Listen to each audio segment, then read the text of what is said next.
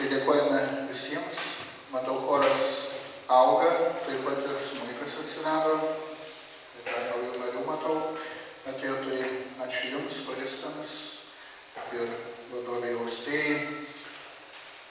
Ačiū labai didelis, kiek vardų buvo, aš nepasirašiau čia, užmiršau brūkšnelį, kurie padėjo Šiluvoje.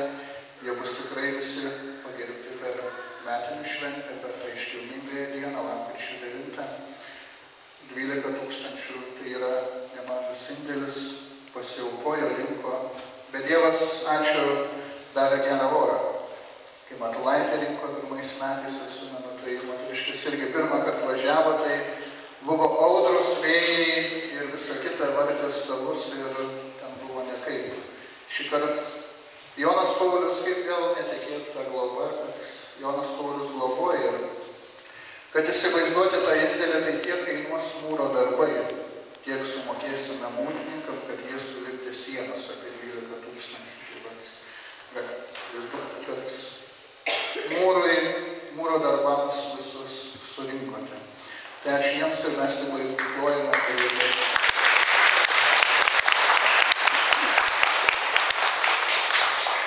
Ačiū visiems, kurie padėjote pasiruošti šventų mišių, tai čia vat ir yra bendruomenė, kad turime visą laiką padėti vieni kitiems, kai manęs nebuvo ir mano ištikimųjų patarnautojai, beveik visi buvo tik svečiai, tiek kunigas, tiek ir patarnautojai, vienintelis, aišku, Marius čia laikė visą, tai ačiū jam ir ačiū jiems irgi paplojimams.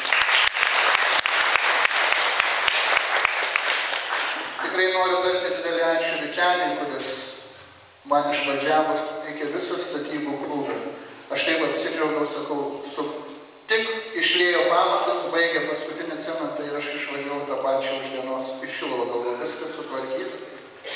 Jonas Paulius veikė, bet prasidėjo, kad reikia vežti smėlį, atvažiavo blokeliai. Tai buvo didelis iškrovimo darbas ir Vytenis su juo puikiai susitvarkė ir smėlį pylė ir blokelius su kranu kilnojo. Taigi plojame jam, ačiū.